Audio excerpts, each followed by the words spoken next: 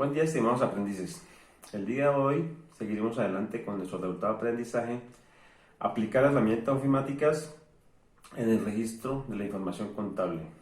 Para eso lo invitamos a ver el siguiente video. Hola, muy buen día. En el siguiente video aprenderemos a liquidar la nómina de acuerdo a la normatividad vigente. El tema de hoy es la liquidación de nómina y prestaciones sociales. Debemos recordar que el salario mínimo para el año 2020 quedó en 877.803 pesos, mientras que el auxilio de transporte quedó en 102.854 pesos. Que la nómina es un documento o un soporte contable donde registramos detalladamente la suma de todos los factores salariales y no salariales. La nómina se refiere a la cantidad pagada a los empleados por los servicios que estos prestan durante un cierto periodo de tiempo.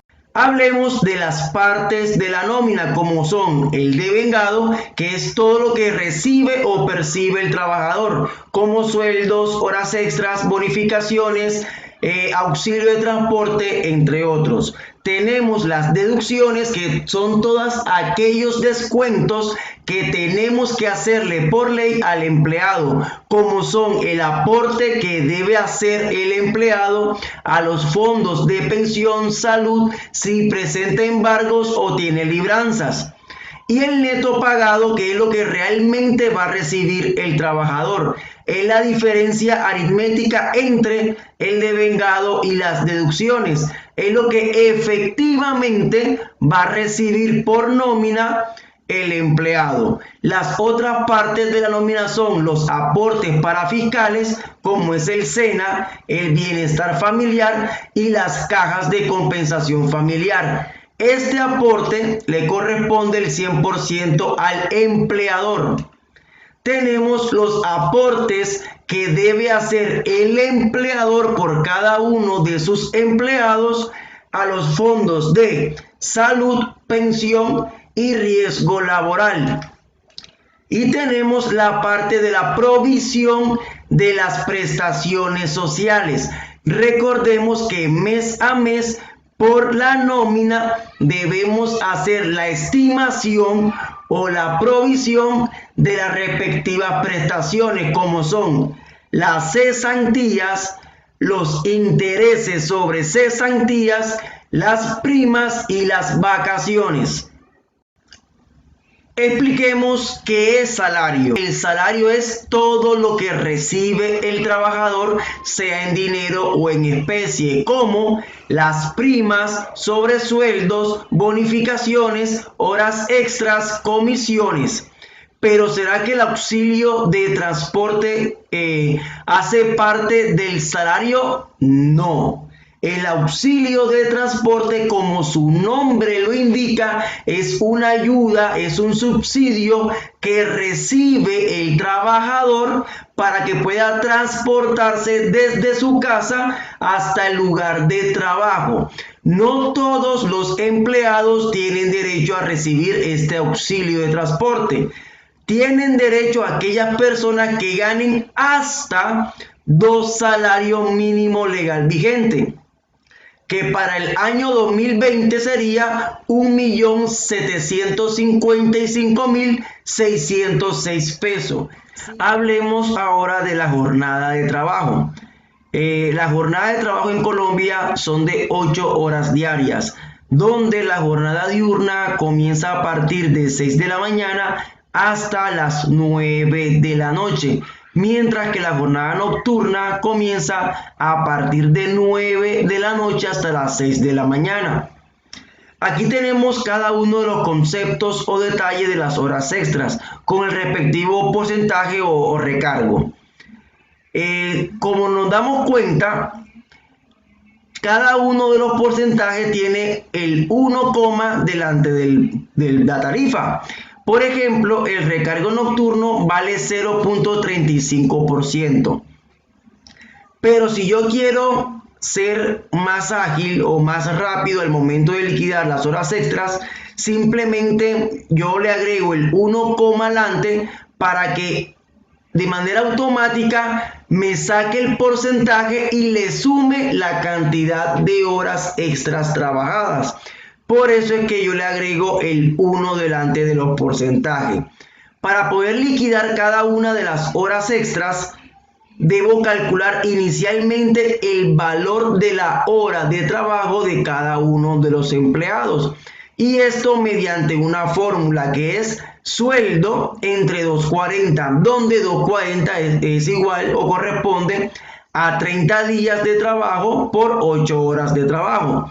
La liquidación sería valor de la hora por el respectivo porcentaje o tarifa de hora extra por el número de horas trabajadas. Como explicaba, la jornada máxima de trabajo en Colombia, según el Código Sustantivo del Trabajo, son de 8 horas diarias y 48 horas semanales. Los aportes que hay que hacer por salud y por pensión, la tarifa por salud es del 12.5% y de pensión el 16%. El empleador o la empresa aporta por salud el 8.5% por empleado y el trabajador le corresponde el 4%, mientras que la pensión al empleador le corresponde aportar el 12% y al trabajador el 4%. Las personas jurídicas no deben realizar aportes a salud, ojo.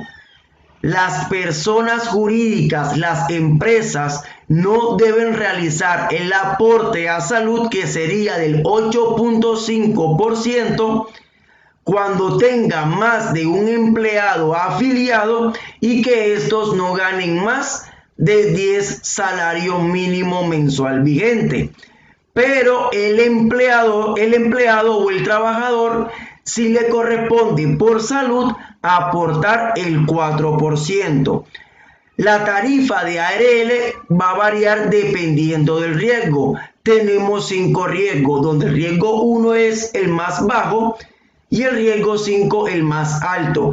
Este aporte a los fondos de riesgo laboral le corresponde al empleador. El empleado no hay que descontarle nada para este respectivo aporte.